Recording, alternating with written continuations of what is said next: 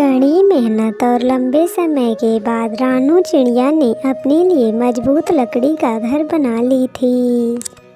मम्मा मम्मा, आप हर साल नया घर क्यों बनाती हैं? हम अपने पुराने घर में भी तो रह सकते हैं। बेटी, अगर हम नए और मजबूत घर नहीं बनाएंगे तो तेज तूफान और बारिशों में कहाँ जाएंगे?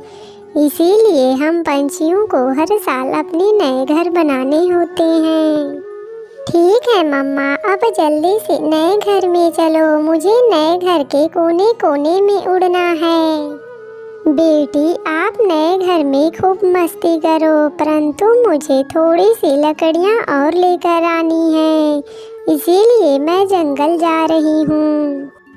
ऐसा कहकर मम्मा चिड़िया लकड़ी लेने चली जाती है। वो लकड़ी ढूंढ ही रही थी कि तभी उसकी नज़र एक सुंदर सी तितली पर जाती है, जो कि शिकारी के जाल में फंसी हुई थी।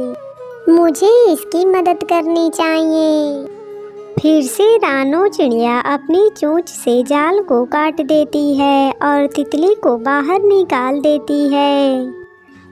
रानू चिड़िया भी लकड़ी लेकर अपने घर आ जाती है। कालू, इस बार तो मैं खुद ही नया घर बनाऊंगी।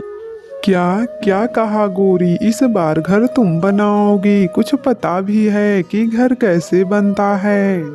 हाँ हाँ, इस बार मैं ही नया घर बनाऊंगी और देख लेना, आपसे अच्छा ही बनेगा मेरा घर। कम से कम मेरा बनाया हुआ घर कुछ बारिशों को तो झेल ही जाता है, लेकिन तुमने घर बनाया तो पहले ही बारिश में हमें भीगना पड़ेगा। ऐसा कहकर कालू कौवा जोर जोर से हंसने लगता है, परंतु गोरी कौवी को बहुत गुस्सा आ रहा था। बस बस कालू, इतना हंसने की कोई ज़रूरत नहीं है। मैं लकड़ी लेने जंगल जा रही हूँ, तुम भोजन की खोज में जाओ। ठीक है गोरी कौवी, मैं जाता हूँ, पर तुम शाम होने से पहले पहले अपने जंगल लौट आना। फिर से कालू कौवा भोजन लेने चला जाता है और गोरी कौवी भी लकड़ी लेने घोंसले से निकल जाती है। रास्ते में उसे रानू चिड़िया अपना घर बनाती हुई दिखाई देती है और गोरी कौवी वहाँ रुक जाती है। वाह रानू चिड़िया, कितना शानदार घर बना है तुम्हारा। हाँ गोरी बहन, इस बार मैंने अपना घर बहुत ध्यान से बनाया है। पर चिड़िया, तुम्हारा घर तो पूरा बन गया है, फिर ये फालतू की लकड़ी क्यों लगा रही हो? गोरी बहन, इन लकड़ियों से घर की छत और भी ज्यादा मजबूत हो जाएगी, फिर बारिश का एक भी बूंद घर के अंदर नहीं आ पाएगी। ये रानू चिड़िया बहुत समझदार है और इसे घर भी बनाना बहुत अच्छे से आता है। क्यों ना मैं अपना घर इस चिड़िया से ही बनवाऊं, फिर मेरी सारी टेंशन दूर हो जाएगी। यह सोचते हुए गोरी कौवी रानू चिड़िया से बड़ी प्यार से बात करती है। रानू बहन, मुझे तो घर बनाना ही नहीं आता और एक कालू है, अगर घर बना भी दे तो किसी काम का नहीं होता। तो प्लीज रानू बहन, क्या तुम हमारा घर बना दोगी? देखो, मना मत करना। ठीक है गोरी बहन, मैं आपका घर बना दूंगी, बस आप मजबूत सी लकड़ी इकट्ठा कर लें। रानू, मैं आज ही लकड़ी ले आती हूँ और तुम कल से ही घर बनाने का काम शुरू कर देना।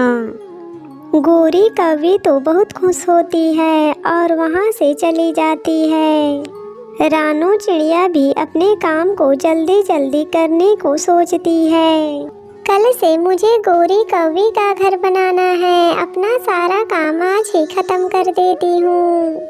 ऐसे सोचकर चिड़िया अपने पंख जल्दी जल्दी चलाती है, परंतु जल्दी जल्दी काम करने के चक्कर में वो छत से नीचे गिर जाती है और उसे चोट लग जाती है।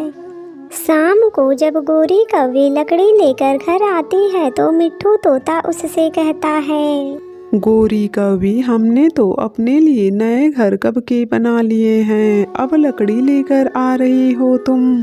अरे मिट्ठू तोते, ये गोरी घर बनाकर क्या करेगी? हर साल तो ये दोनों बारिश में ही भीगते हैं और फिर मदद मांगते यहाँ वहाँ फिरते हैं। कबूतर चिंता मत कर, इस बार तो ऐसा मजबूत घर बनेगा मेरा जिसे देखकर तेरी ये गंदी आंखें बाहर निकल आएंगी।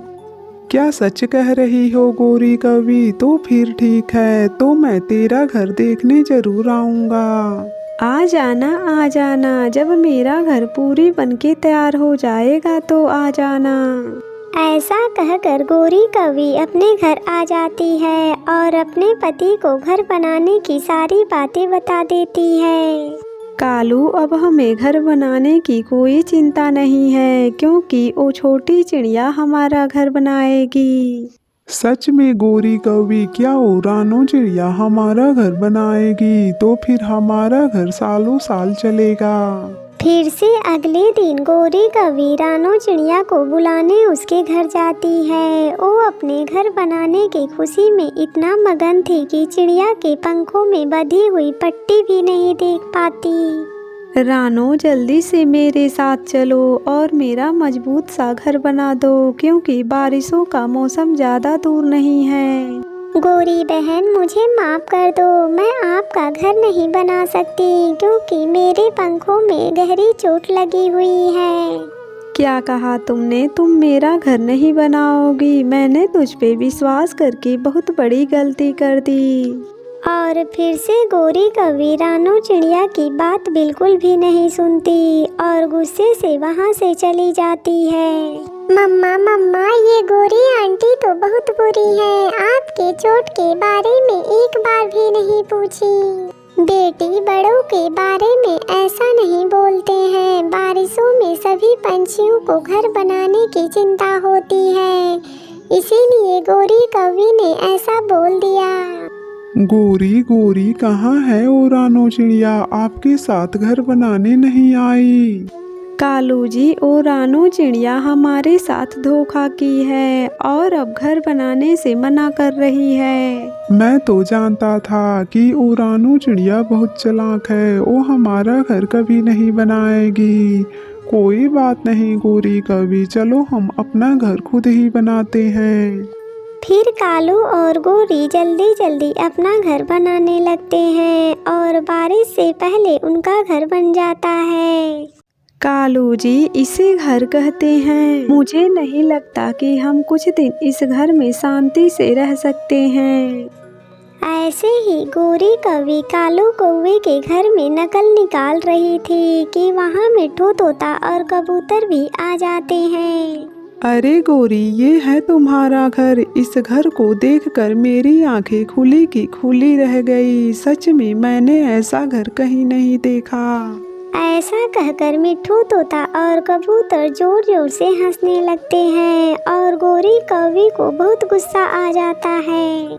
मैं आज उस रानो चिड़िया को छोड़ूंगी नहीं, आज ही सारा हिसाब पूरा करूंगी। मैं भी देखती हूँ वो अपने घर में कैसे रहती है।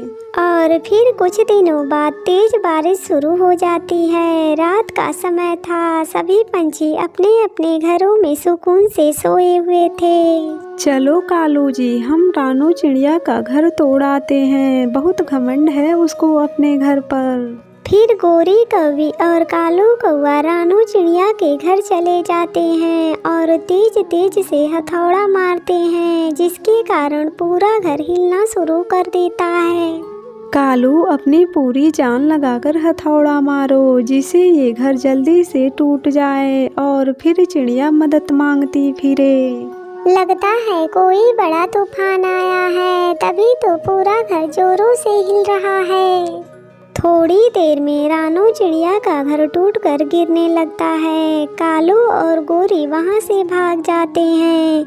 बेचारी रानो चिड़िया बड़ी मुश्किल से अपनी बेटियों का जान बचाती है। मैंने कितनी मजबूत अपने लिए घर बनाई थी, जरा से तूफान में टूट गया। अब मैं इस तेज बारिश में कहाँ जाऊंगी? ऐसा कहकर रानो चिड़िया जोर जोर से रोने लगती है। तभी वहाँ पर एक सुंदर सा मिट्टी का घर बन जाता है, जिसे देखकर दोनों माँ बेटी चौंक जाती हैं। प्यारी चिड़िया, ये घर मैंने जादू से बनाया है। यह मिट्टी का घर कभी खराब नहीं होगा। परंतु आप कौन हैं और मेरी मदद क्यों करना चाहती हैं? दयालु चिड़िया, याद करो, आपने मेरी एक बार जान बचाई थी, परंतु उस समय मैं घायल थी। इसके कारण मैं अपने परी रूप में न आ सकी। परी की ये बात सुनकर रानू चिड़िया को कुछ याद आ जाता है कि वो जाल में फंसी हुई एक तितली की जान बचाई थी। और फिर से रानू चिड़िया उस मिट्टी के घर में खुशी खुशी अपनी बेटी को लेकर रहने लगती है।